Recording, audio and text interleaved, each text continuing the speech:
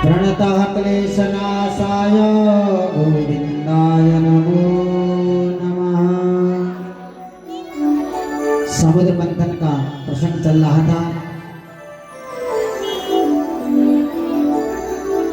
भगवान नारायण ने कच्छप अवतार लेकर के अपनी पीठ पे मंदरांचल को धारण किया। अब बासुकी नाग को रस्सी बनाई, एक तरफ दैत्य लगे, एक तरफ देवता। देवता मुंह की तरफ लगे और दैत्य सांप की पूंछ की तरफ। दैत्यों ने कहा, देवताओं तुम हमारे साथ छल कर रहे हो। सांप की पूंछ अशुद्ध मानी जाती है, अपवित्र मानी जाती है, हम मुंह की तरफ लगेंगे। देवता चाहते भी यही थे, दैत्य मुंह की तरफ लगे और देवता फिर पूंछ की तरफ चले गए। जब मंथन होने लगा तो सांप के मुंह से गरम गरम हवाएं निकलने लगी, दैत्य जलने लगे, तो कुछ बोल नहीं पाए। क्या कह सकते थे?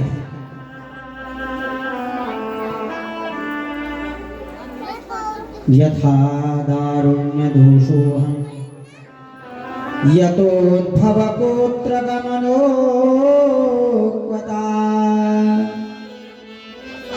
दोनों तरफ मंथन होने लगा। मंथन का अर्थ होता है विचार करना। कोई भी अगर समस्या जीवन में आए, उसका पहले मन में विचार किया जाना चाहिए, सही है या गलत है। जब आप मन में विचार करोगे तो अच्छा रिजल्ट निकल के आएगा, और उतावली में कोई भी काम करोगे वो काम हमेशा बिगड़ेगा ही बिगड़ेगा। इसलिए जब मंथन होने लगा तो सर्वप्रथम जहर निकला, हलाहल नाम का जहर। उस जहर को कोई भी लेने को तैयार नहीं, न देवता न दैत्य। एक भी बूंद अगर उसकी जमीन में गिर जाती तो ये पृथ्वी नष्ट हो जाती। तो सभी देवी देवताओं में देवादिदेव महादेव को सबने पुकारा। सभी देवता महादेव के शरण में गए और पुकारने लगे, आत्मा त्वं गिरिजामति सहचरा प्राणा शरीरं ग्रहान् पूजाते विषयोपभोग रचना निद्रा समाधिस्थिति संचारो पदयो प्रदक्षिण विधि स्तोत्राणि सर्वा गिरो यद्यत् कर्म करोमि तत्तदखिलं शंभो तवाराधनम्। भगवान शिव की शरण में, देवादिदेव महा की शरण में सब देवता गए। और भगवान शिव दयालु हैं, ध्यान दीजिएगा। भगवान भोलेनाथ का एक नाम है आशुतोष। आस माने होता तुरंत, तोष माने प्रसन्न होना। अभी जोशी जी ने भी कहा कि भगवान शिव के सबसे ज्यादा मंदिर है, ये बात सही है। ग्रस्त के देवता हैं भगवान भोलेनाथ। जिस घर में भगवान भोलेनाथ की पूजा नहीं होती है वो घर हमेशा चिंताओं में डूबा रहता है। ग्रस्त के देवता है। जिस घर में ग्रह क्लेश है, झगड़ा है, अगर वो भगवान शिव की उपासना शुरू कर दे तो कुछ ही दिनों में घर में शांति आना निश्चित है। भगवान शिव का परिवार एक विलक्षण परिवार है, जहां एक दूसरे से विरोधाभास है, विपरीत स्वभाव के लोग हैं, फिर भी प्रेम से रहते हैं। ध्यान दीजिएगा, भगवान भोलेनाथ की सवारी है नंदी बैल, और मां पार्वती की सवारी क्या है? शेर। शेर और बैल में आपस में बैर है, परंतु भगवान शिव के यहाँ दोनों प्रेम से रहते हैं। भगवान शिव के गले में नागों की माला है, सर्प की, मरे हुए सर्प नहीं, जिंदे सर्प। और गणेश जी का वाहन क्या है? चूहा। चूहा और सर्प में आपस में बैर होता है, परंतु भगवान शिव के यहाँ प्रेम से रहते हैं। कार्तिकेय जी भगवान शंकर के ज्येष्ठ पुत्र, बड़े पुत्र, उनका वाहन है मोर। और मोर और सांप जो भगवान शिव के गले में है, इनमें विरोधाभास है, फिर भी प्रेम से रहते हैं। इसलिए नित्यम प्रतिदिनम शिव पूजनम धन्या गृहस्थाश्रमः। जिस घर में भगवान भोलेनाथ की पूजा होती है, ओम नमः शिवाय का जप होता है, भगवान को जलधारा से अभिषेक किया जाता है, उस घर में कभी धन की कमी नहीं होती। ध्यान देना।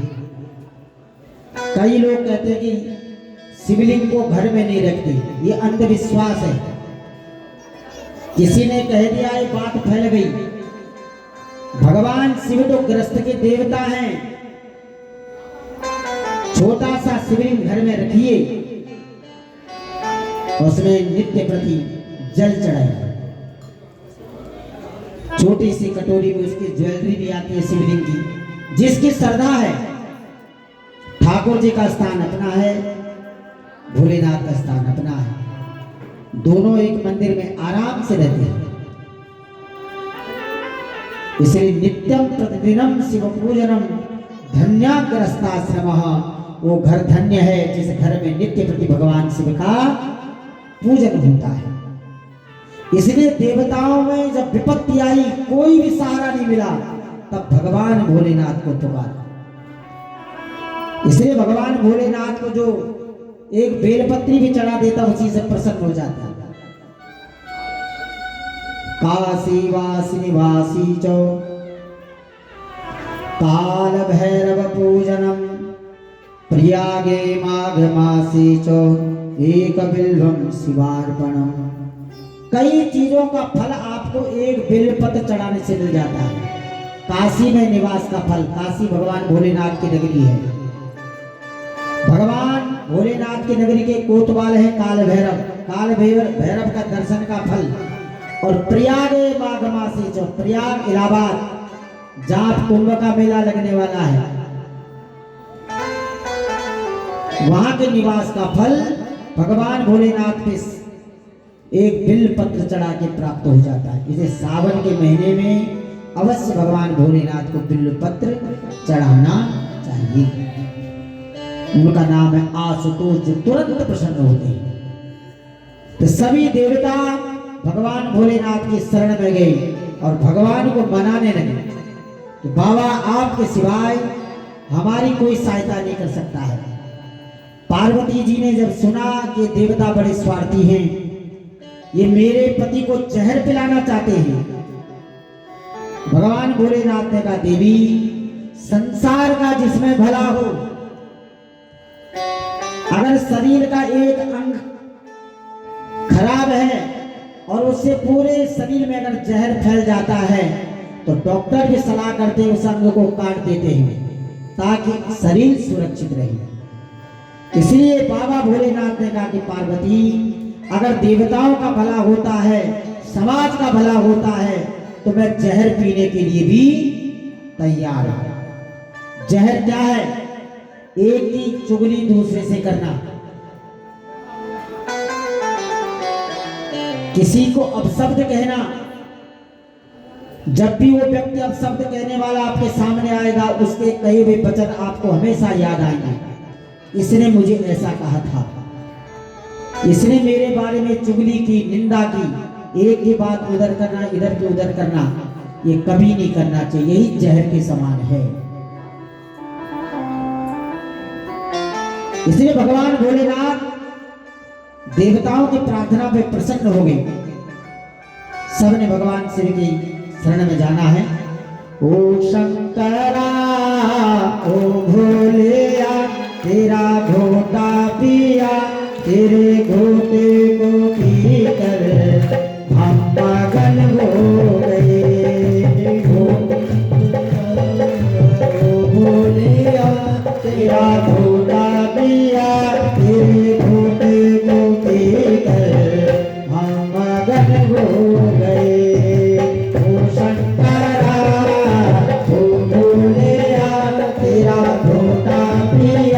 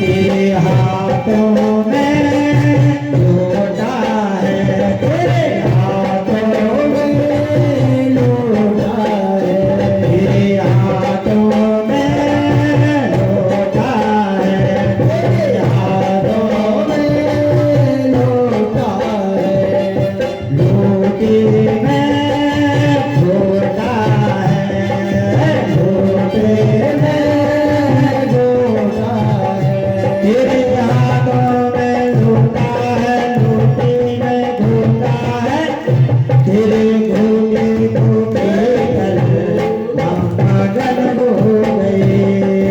ओ शंकरा ओ भोलिया, तेरा घोटा पिया, तेरे घोटे को पीकर हम मगन हो गए। घोटे को पीकर हम मगन हो गए।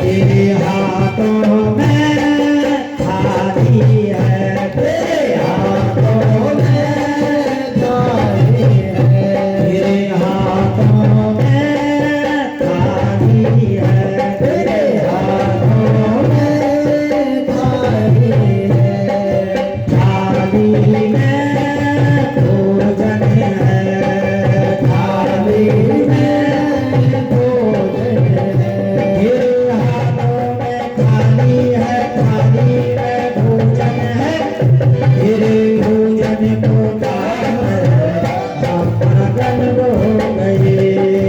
ओ शंकरा ओ भोलेया, तेरा घोटा पिया, तेरे घोटे को पीकर हम मगन हो गए। घोटे को पीकर हम मगन हो गए।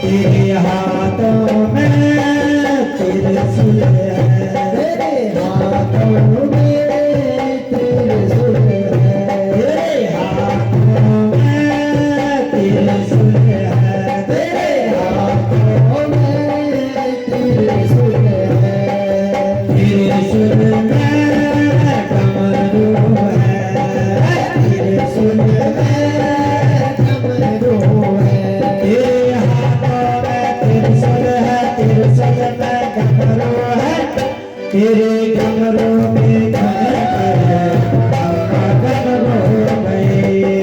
ओ शंकरा ओ भोलिया, तेरा घोटा पिया, तेरे घोटे को पीकर हम मगन हो गए। घोटे को पीकर हम मगन हो गए।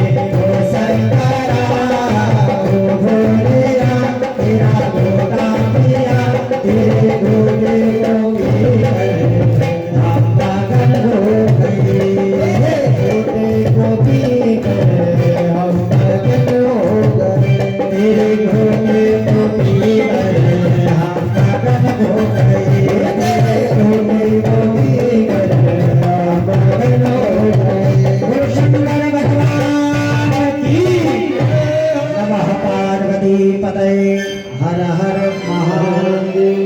गंगा तरंग रमणीय जटा कलाप गौरी निरंतर विभूषित पाम भागम नारायण प्रिय मदंग मदापहारम वाराणसी पुरपति भज विश्वनाथम। भगवान भोलेनाथ विश्व के नाथ हैं जो काशी में निवास करते हैं। इसलिए देवताओं पे भी जब विपत्ति आती है तो भगवान भोलेनाथ की शरण में जाते हैं। भगवान भोलेनाथ को बुलाया, भगवान भोलेनाथ सामने प्रकट हुए। हलाहल नाम का जो जहर था भगवान भोलेनाथ के हाथों में दिया।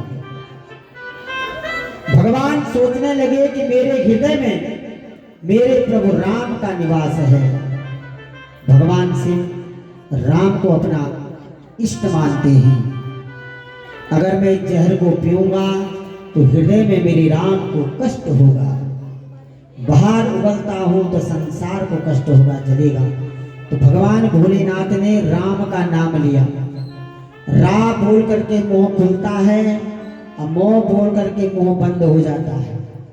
रा के मुंह खोला, जहर मुंह में डाला, मोह बोल के उठे, ओंठ बंद हो गई और उस जहर को अपने गले में धारण किया। नाम पड़ा नीलकंठ महादेव। बोलो नीलकंठ महादेव की जय। भगवान का कंठ नीला हो गया, तब से पड़ा नाम नीलकंठ। तो संसार की भलाई के लिए त्याग करना पड़ता है। देवताओं ने भी किया। फिर मंथन शुरू हुआ। उच्चस्रव नाम का घोड़ा निकला। दैत्यों ने कहा कि घोड़ा हमें चाहिए। देवताओं ने प्रसन्नता से दे दिया। ऐरावत नाम का हाथी निकला। देवताओं ने कहा ये हमें चाहिए, देवताओं को दे दिया। कामधेनु नाम की गाय निकली। ऋषियों ने कहा हम तप करते हैं, गाय का दूध पिएंगे तो तपस्या करेंगे। दोनों ने सहमति करके ऋषियों को दे दी। पारिजात नाम का पुष्प निकला, वृक्ष, उस स्वर्ग में चला गया। ऐसा 14 रत्न निकले।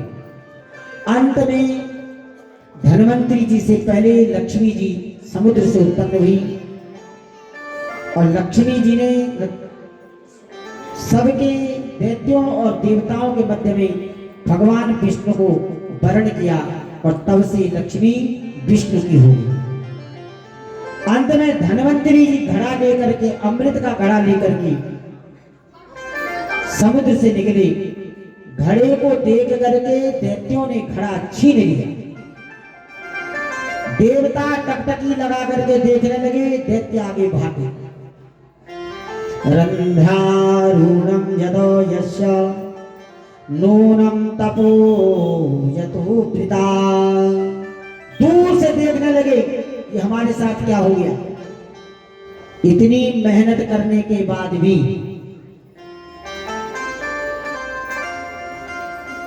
जो अमृत निकला, जिसके लिए मेहनत की हमने, वो तो देवता देखते रहे, दैत्य ले गई। अगर दैत्यों ने अमृत ग्रहण कर लिया तो अमर हो जाएंगे। अत्याचार बढ़ेगा, अनाचार बढ़ेगा, व्यभिचार बढ़ेगा। सारे देवता निराश हो गए। तब भगवान विष्णु ने मोहनी रूप धारण किया। बोलो मोहनी भगवान की जय। जो बड़ा दैत्य था वो कह रहा पहले ये अमृत मैं पीऊंगा। छोटा वाला दैत्य कह रहा मैं पीऊंगा। दैत्यों में आपस में लड़ाई होने लगी। एक कहता पहले मैं पीऊंगा, दूसरा कहता मैं पीऊंगा। दोनों में लड़ाई होने लगी। इतने में भगवान नारायण ने मोहनी रूप धारण किया। यदा बाहुतदोदिष्टो मोहनी स्वरूपता। सुंदर रूप धारण किया। मोहनी का अर्थ होता है जो अपनी तरफ सबका मोह खींच ले, जो एक बार देखे वो देखता ही रह जाए। दैत्यों ने जब मोहनी के रूप को देखा तो देखते ही रह गई। ये कहाँ से आई है? कोई दैत्य कह रहा है बड़े ऊंचे खानदान की लग रही है, इसका स्वरूप कितना सुंदर है। मोहनी के स्वरूप को देख करके दैत्य पिघल गए। जो आपस में अमृत पीने के लिए लड़ाई झगड़ा कर रहे थे, उन दैत्यों के मन में भाव जागृत हुआ कि मोहिनी तुम जाकर के तुम इतनी अच्छी लग रही हो, तुम ये अमृत हमें बांटो। मोहिनी ने कहा तुम क्यों लड़ रहे हो का ये अमृत के लिए? मोहिनी भगवान ने कहा कि ये अमृत तो देवता और दैत्य तुम दोनों ने समुद्र मंथन किया तब ये निकला, तुम अकेले पीना चाहते हो, इससे तुम्हारा अपयश बढ़ेगा, संसार तुम्हें धोखेबाज कहेगा।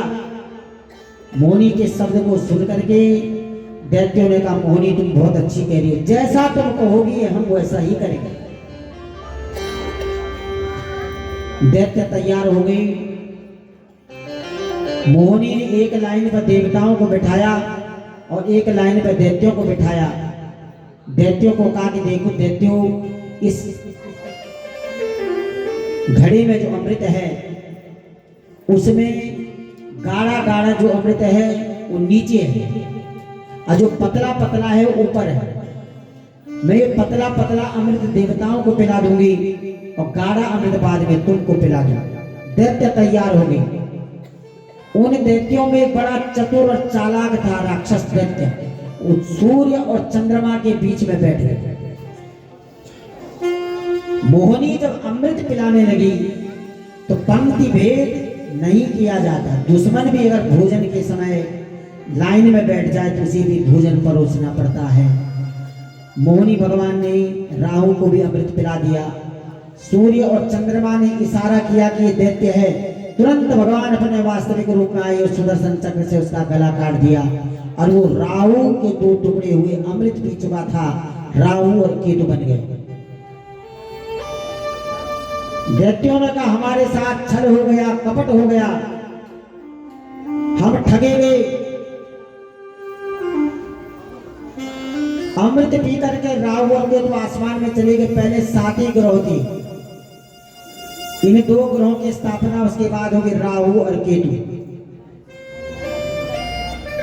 इसलिए अमावस्या के दिन राहु सूर्य को खाने के लिए जाता है, उस दिन सूर्य ग्रहण लगता है और पूर्णमासी के दिन चंद्रमा को, उस दिन चंद्र ग्रहण लगता है। जन्म पत्री में भी राहु और केतु के अंदर जब सारे ग्रह आते हैं तो उस व्यक्ति का काल सर्प योग बनता है। विनाश काल सर्प योग के निवारण की कोई भी पूजा पाठ का फल नहीं मिलता। ये राक्षसी ग्रह है। देवताओं और दैत्यों में आपस में मार काट होने लगी। अमृत पी चुके थे, अमृत का घड़ा में बूंद भी नहीं बची थी। पहले दैत्यों ने जब अमृत का घड़ा लिया तो उसमें कुछ बूंदे अमृत की गिर गई थी। 4 जगहों पे अमृत की बूंदे गिरी। ध्यान देना, इलाहाबाद जहां पे कुंभ का मेला लगता है, हरिद्वार में, उज्जैन में और नासिक में, इन 4 जगहों पे कुंभ का मेला लगता है 12 वर्ष के बाद। और इस बार 2025 में भी कुंभ का मेला इलाहाबाद प्रयागराज में है। समय लगे और भगवान की कृपा हो तो जरूर कुंभ में स्नान करके जाना। देवता और दैत्यों में जब आपस में युद्ध होने लगा तो देवता तो अमृत पी के अमर हो गए, उन्होंने दैत्यों को काटना शुरू किया। परंतु दैत्यों के गुरु है शुक्राचार्य।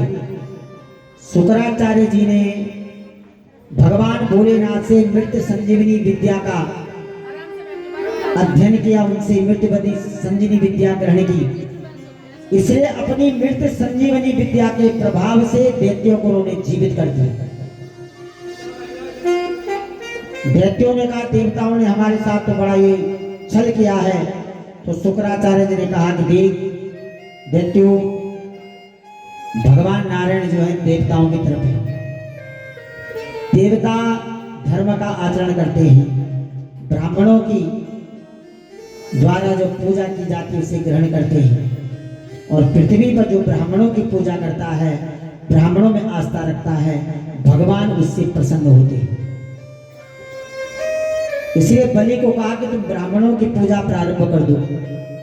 सभी ब्राह्मणों को बलि ने बुलाया, एक यज्ञ किया, ब्राह्मणों की पूजा प्रारंभ की, प्रसन्न किया ब्राह्मणों को। ब्राह्मणों ने खूब सारा आशीर्वाद बलि को दिया और बलि को एक विशाल मंत्रों के द्वारा एक रथ दिया, मंत्रों के द्वारा अभिमंत्रित करके, जिसमें बैठ करके बलि युद्ध करने के लिए देवताओं के साथ गया। देवता भले अमृत पी चुके थे। जब देवताओं ने देखा कि बलि हमारे साथ युद्ध करने के आ रहा है और विलक्षण रथ में बैठ के आ रहा है, तो देवता गुरु बृहस्पति के पास गई, क्या करना चाहिए। देवताओं के गुरु बृहस्पति ने कहा, देवताओं, समय जब विपरीत हो तो चुप रहने में ही भलाई है। इस समय ब्राह्मणों का आशीर्वाद बलि के साथ है, तुम किसी भी कीमत पे बलि से नहीं जीत सकते। देवता लोग चुप रह करके अपने स्थान को चले गए। बलि ने उसके बाद शुक्राचार्य जी के कहने पे अश्वमेघ यज्ञ प्रारंभ किया। नर्मदा नदी के तट पे, नर्मदा नदी के तट पे यज्ञ प्रारंभ किया। 99 यज्ञ पूरी कर दी। 100 यज्ञ पूरा करने वाला इंद्र बनता है हमेशा की। इधर अदिति माँ, जो देवताओं की माँ है, परेशान है। अगर बलि ने 100 अश्वमेघ यज्ञ पूरी कर दिए तो ये राजा बन जाएगा, इंद्र का आसन से मिल जाएगा। जो स्वर्ग में मेरे बच्चे अभी तक सुख भोग रहे हैं, वो फिर दुखी होंगे, गुफाओं में रहकर उन्हें गुजारा करना पड़ेगा। अदिति ने अपने पति कश्यप जी से प्रार्थना की कि मुझे भी ऐसा एक पुत्र दे दीजिए जिससे मेरे जो देवता पुत्र हैं वो सुखी हो सके। एक बलशाली पुत्र, तपस्वी पुत्र चाहिए। तो कश्यप जी ने अदिति को पुंसवन नाम का व्रत का उपदेश दिया।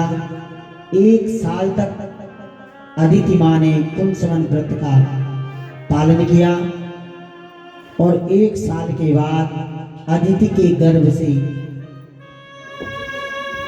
सुंदर एक बालक ने जन्म लिया, जो साक्षात परम ब्रह्म का अवतार था।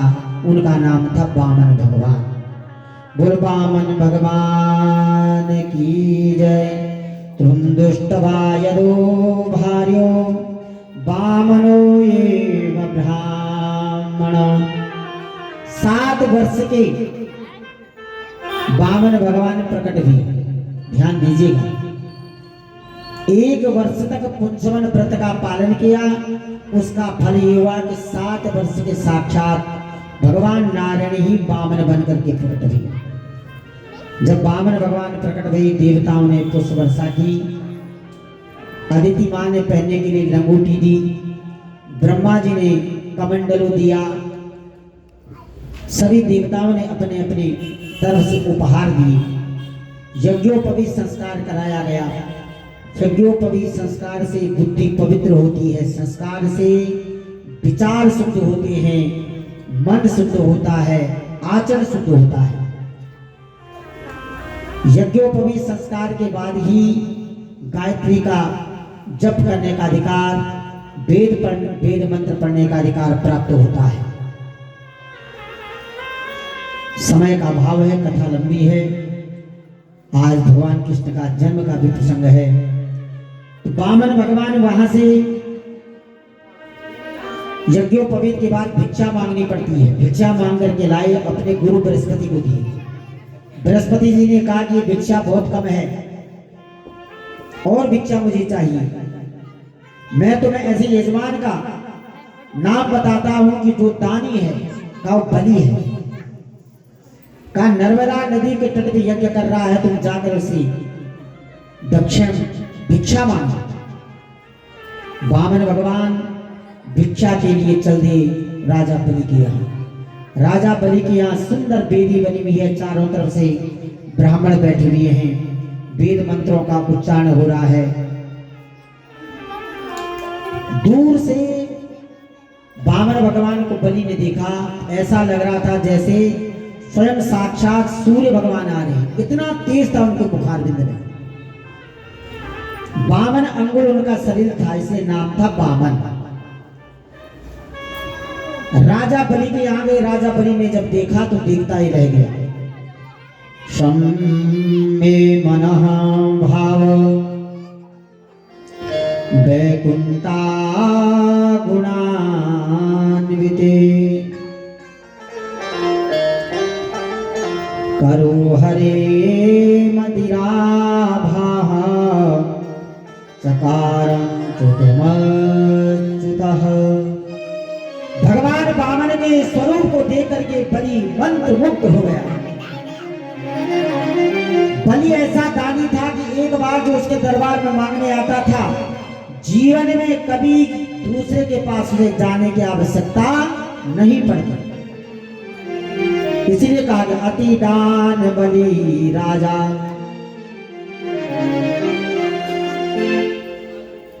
वामन भगवान को देकर के बलि ने कहा, मेरे जीवन में असंख्य ब्राह्मण आई, तो ऐसा ब्राह्मण मैंने जीवन में कभी नहीं देखा। चौकी पर बैठाया। बलि की पत्नी का नाम है विंध्यावली। जल धोने के लिए, पांव धोने के लिए जल ले आई, पाद प्रक्षालन किया, मधुपर्क इत्यादि दिया, आसन पर बैठाया। बलि की पुत्री भी है, उसका नाम है रत्नावली। वामन भगवान के स्वरूप को देख करके रत्नावली के मन में भाव उत्पन्न हुआ। कितना सुंदर यह 7 वर्ष का बच्चा है। अगर ये मेरा बच्चा होता तो मैं इसको दूध पिलाती, अपना स्तनपान कराती। यही रत्नावली आगे चल के पूतनावली।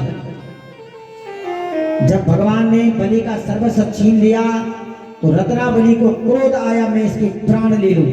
उसी भाव के बाद कारण ये पूतनावली। पांव प्रक्षालन बलि करने लगा। किम याचते यदो विष्णु। बलि ने कहा कि महाराज क्या आपकी इच्छा है? अन्न मांगो, गांव मांगो, गाय मांगो, जमीन जायदाद जो आप चाहिए मैं आपको देने के लिए तैयार हूं, आप आज्ञा कीजिए। बलि अपने अहंकार में बोल रहा है, ध्यान देना। बलि भगवान का भक्त है। 9 प्रकार की भक्ति होती है, 8 प्रकार की भक्ति बलि में थी, 9वीं भक्ति नहीं थी। श्रवणम कीर्तनम विष्णु स्मरणम पाद सेवनम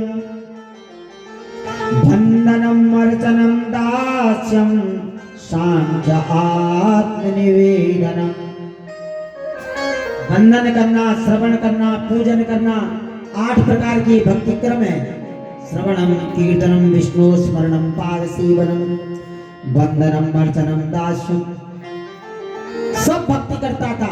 अंतिम भक्ति 9वीं भक्ति है आत्मनिवेदनम, कि प्रभु जो कुछ भी मेरे पास है सब आपका है, मेरा कुछ भी नहीं है, तेरा तुझको अर्पण क्या लागे मेरा। पर ये भाव बलि के अंदर नहीं था। बलि के अंदर था जो मेरा है मैंने कमाया है, मेरा पुरुषार्थ है, और जो मेरा मेरा करता है उसका ही सर्वस्व छीनने के लिए भगवान आते हैं। और जो कहता प्रभु मैं तो स्वयं ये शरीर मेरा नहीं, मेरा रहता तो कौन इस संसार से जाना चाहता, कौन मरना चाहता, पर जाना पड़ता है, अपना है ही नहीं। इसलिए जो भी संपत्ति मिली है उसे प्रसाद रूप में ग्रहण कीजिए, अपना समझ के नहीं। बलि ने कहा जो तुम मांगो। वामन भगवान ने कहा मनी मन, बेटा अभी मैं मांगूंगा, तेरा सर्वस्व ले लूंगा, मांगने तो मैं आया हूं। बलि से कहा मैं संतोषी हूं, मुझे केवल 3 पग भूमि चाहिए।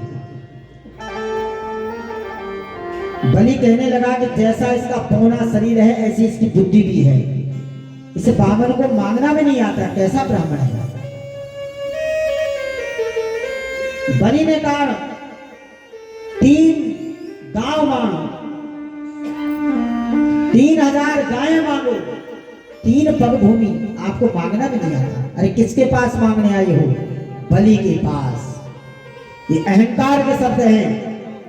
कि जो मेरे पास मांगने आता है उसे किसी दूसरे के दरवाजे पे नहीं जाना पड़ता। भगवान ने कहा मैं संतोषी हूं, मुझे केवल 3 पग भूमि चाहिए। वो भी इसलिए चाहिए, मैं आज सवेरे किसी गृहस्थ के घर में संध्या कर रहा था, उसने मुझे भगा दिया, अरे बाबा जल्दी चलो, यहाँ तुम्हारा काम नहीं। मेरे मन में भाव आया कि मेरी जमीन रहती है, बैठ करके भगवान का भजन करता। शुक्राचार्य जी बलि के आचार्य ही वहीं पे थे, उन्होंने ध्यान लगाया, समझ गई तो नारायण है। बलि के कान में कहा कि बलि दान अपनी सामर्थ्य के अनुसार देना चाहिए, ये नहीं कि दान दे करके स्वयं तो दरिद्र बन जा। ये नारायण आया है। बलि प्रसन्न हो गया। बलि ने कहा जो 3 लोक का देने वाला है, करता धरता, वो नारायण मेरे दरबार पे मांगने आया है। और मांगने वाले का हाथ हमेशा नीचे होता है और देने वाले का हाथ होता है। संसार को बनाने वाले का हाथ नीचे होगा और बलि का हाथ ऊपर होगा। इसलिए मैं दान दूंगा।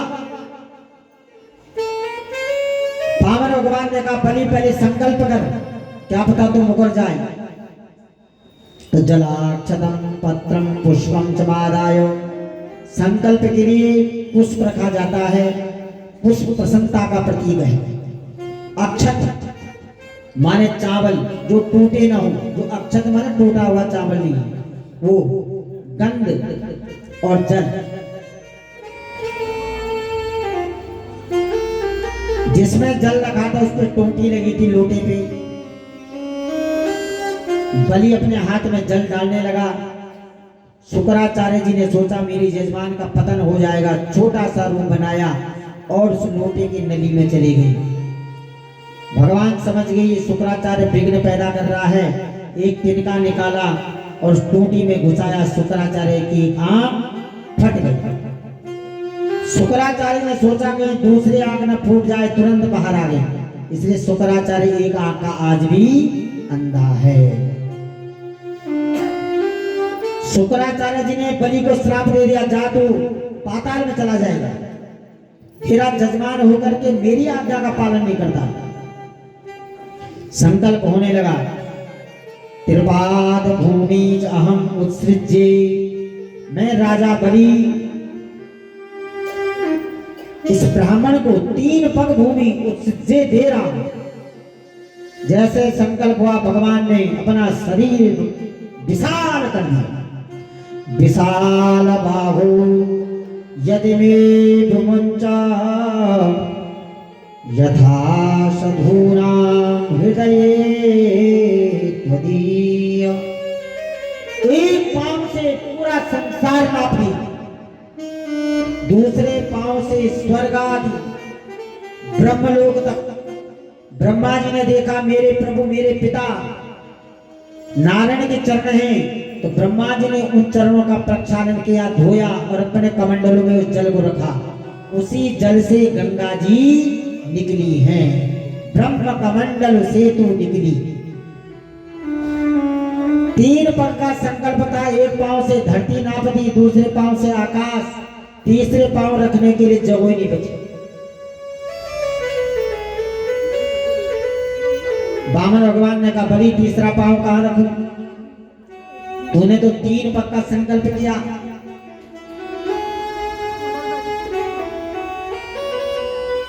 बलि राजा सोचने लगी, भगवान से कहा कि प्रभु आप ये बताइए धन बड़ा या धनवान बड़ा? का धनवान बड़ा। तो कहा मैं बलि आपके चरणों आपके आगे सर झुकाता हूं।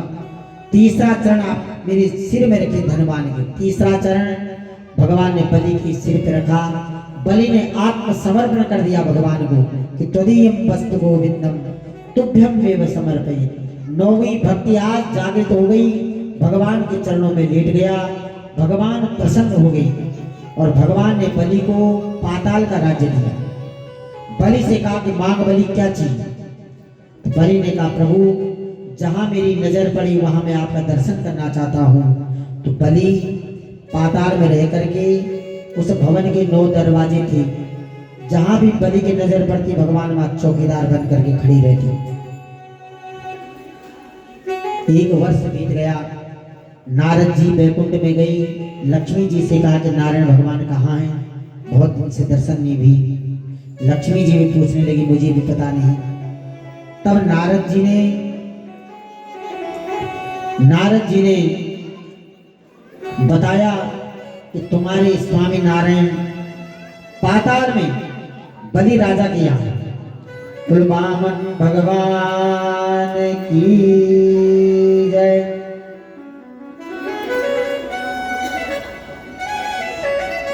बलि राजा के यहाँ वामन भगवान ने जब सर्वस्व ले लिया, छीन दिया,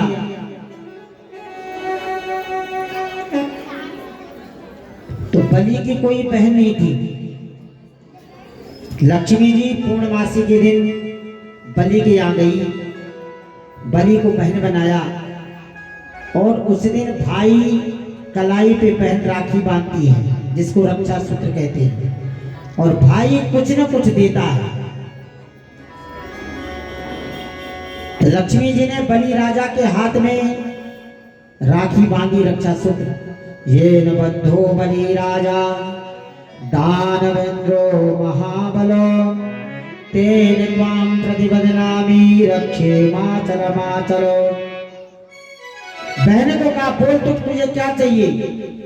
बहन ने कहा कि तेरे यहाँ जो चौकीदार बना है वही मुझे दे दीजिए। बलि समझ गया कि साक्षात लक्ष्मी है, और उसी दिन भगवान लक्ष्मी के साथ वैकुंठ में चली गई। बोलो लक्ष्मी नारायण।